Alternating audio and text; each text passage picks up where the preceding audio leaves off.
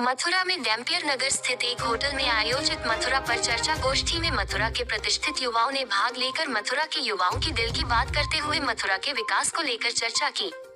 युवाओं ने बताया कि आखिर आज के राजनीतिक परिदृश्य में मथुरा का युवा क्या चाहता है।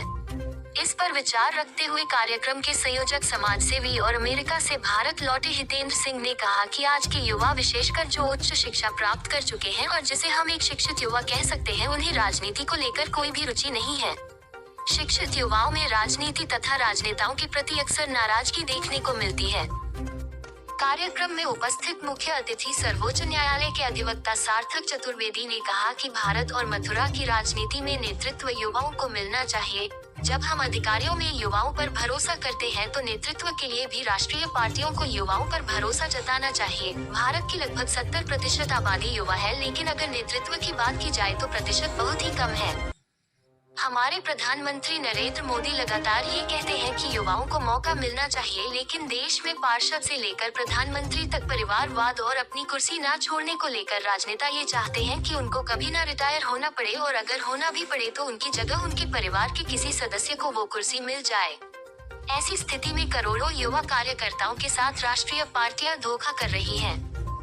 सेना से सेवानिवृत्त हुए मेजर लवेंद्र चौधरी ने युवाओं को संबोधित करते हुए कहा कि भारत के युवा राजनीति में सिर्फ भीड़ का हिस्सा है, उनको सिर्फ भीड़ भराने में उपयोग किया जाता है तथा शिक्षित युवाओं को राष्ट्रीय पार्टियां अपना दावेदार बनाने से भी कतराती हैं।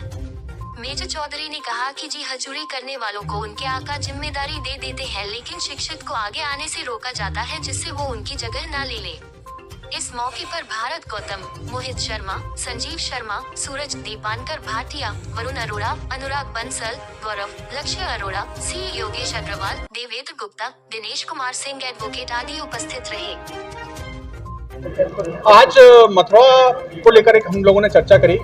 यहाँ पे अलग अलग वर्गों से, अलग अलग व्यवसायों से अपने युवा भाई एकत्रित हुए हैं और विशेष रूप से मथुरा का राजनीतिक परिदृश्य क्या हो उस पर हम लोगों ने चर्चा करी।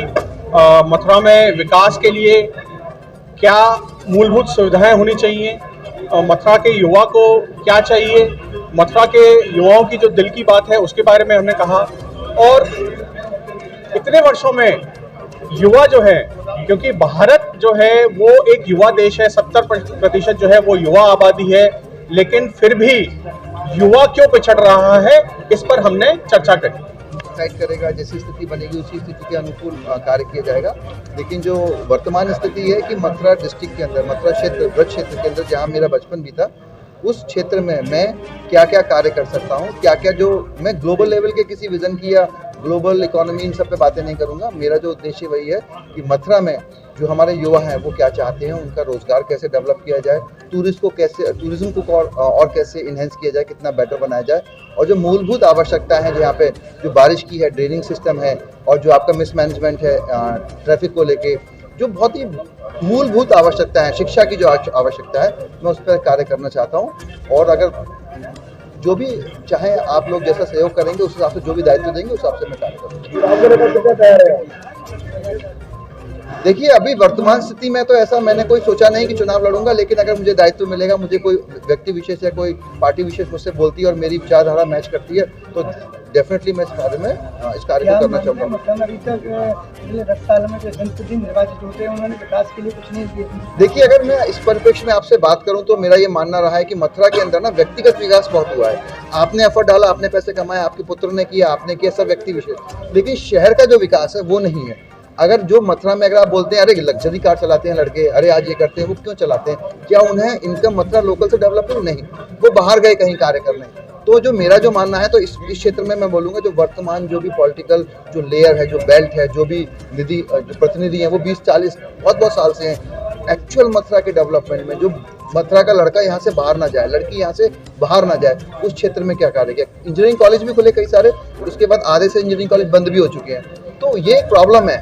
तो इस क्षेत्र में मुझे मानना है कि हाँ, कुछ तो लैग है जिस पर कार्य करने की आवश्यकता है। मथुरा का बच्चा बाहर क्यों ना जाए? आप मथुरा से अमेरिका जाके पढ़ के सब कुछ करके मथुरा आ सकते हैं, तो मथुरा का बच्चा बाहर क्यों होना जाए? देखिए, उस समय जो था ना, जैसी स्थिति आज है तब भी वही स्थिति थी। मैं तो वर्तमान में ये बोलूँगा कि पिछले 20 वर्ष में कुछ विशेष नहीं बदला।